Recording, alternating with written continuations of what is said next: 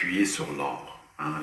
Là, il y a beaucoup de gens qui parlent du Quantum Financial System, le système quantique financier, qui serait basé sur un ordinateur hyper super puissant, et qui, avec le NESARA GESARA, là, qui serait un système, une réforme économique qui priverait les tyrans de leur profit en établissant un système qui maintenant empêchera tous ces abus, qui effacera toutes les dettes qui ont été accumulées illégalement.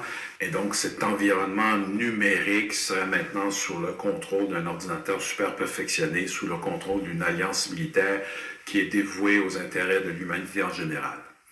Et qu'à partir de ce moment-là, tous nos problèmes sont réglés sur le plan de l'économie et de la finance, il n'y aura plus de malversation, mais tout ça sera appuyé sur l'or. Hein. Et là, il y a des rumeurs qui courent que l'alliance militaire aurait mis la main sur d'immenses quantités d'or.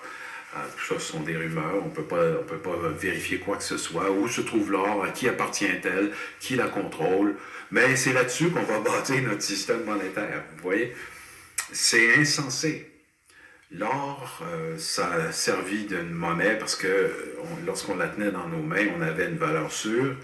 Et finalement, avec le temps, on s'est mis à écrire des billets sur du papier, la valeur de l'or, pour ne pas avoir à la transporter avec nous. Et donc, ça a été le début du système banquier. Ça a été basé sur l'or qui se devenait de plus en plus dangereux à transporter, notamment les pèlerins qui allaient d'Europe vers la Terre Sainte et qui risquaient de se faire piller dans leur voyage. Mais la Terre Sainte, c'était pas seulement pour aller... c'était pas uniquement pour aller se recueillir sur le tombeau de Jésus. C'était aussi un carrefour stratégique au niveau commercial. C'était un endroit très important parce qu'il y avait des routes de commerce qui passaient par là, qui reliaient les continents entre eux et qui faisaient qu'on pouvait faire des affaires en or à cet endroit en particulier. Et lorsque les croisés sont partis à la conquête de Jérusalem, les soldats se battaient pour la vie éternelle, mais les dirigeants, eux, se battaient pour le contrôle de ces routes commerciales. Et cette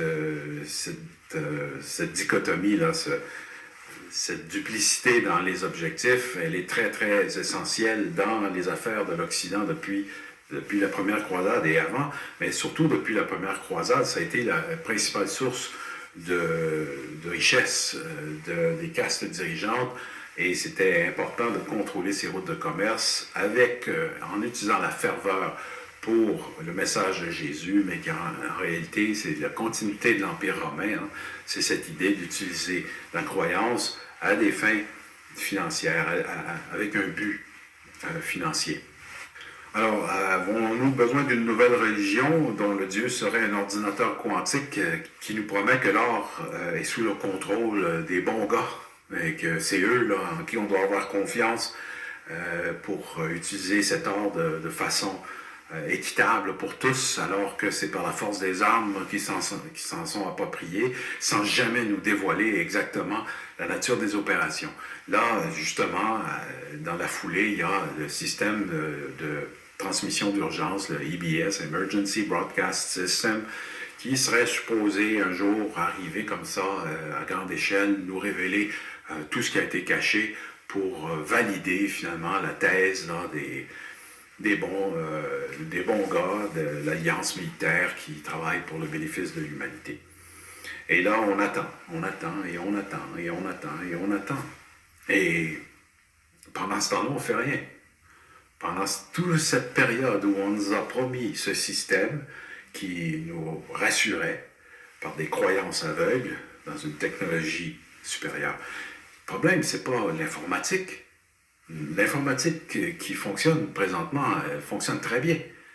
Jamais on a eu des ordinateurs aussi rapides qui peuvent faire autant de calculs et garantir tout ce qu'on a besoin comme moyen de communication. Même sans le 5G, on a déjà suffisamment de potentiel pour faire tout ça efficacement et facilement. Donc, ce n'est qu'une autre croyance que que la technologie va régler nos problèmes existentiels. Parce que c'est quantique, hein? C'est un ordinateur qui est plus rapide que tout ce qui existait avant. Donc, voilà, le problème est réglé. Et avec les satellites qui sont dans le ciel, hein? J'en ai déjà parlé, mais c'est ridicule. Il n'y a pas de plus grand inconnu que l'espace. On met les satellites là où il y a le moins de certitude, moins de garantie de quoi que ce soit.